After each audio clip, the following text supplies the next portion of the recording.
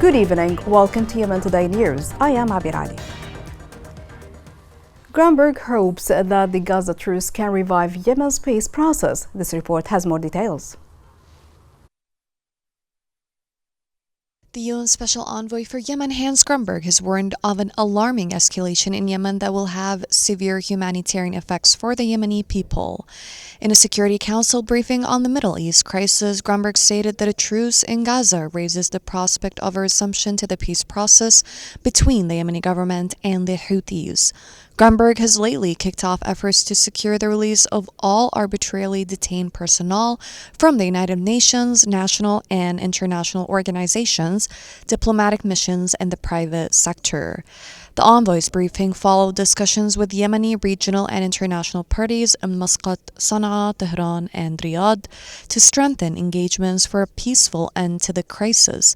According to the envoy's briefing, there has been a recent surge in arbitrary detentions, which worsens family hardship and erodes trust. Grunberg addressed the Houthi attacks on ships in the Red Sea, saying they hampered the chances of peace. He noted that a ceasefire in Gaza suggests that an opportunity to de-escalate may arise.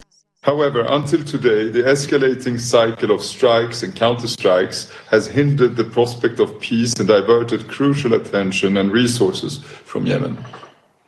These actions threaten maritime security, destabilize Yemen's economy, and strain regional stability.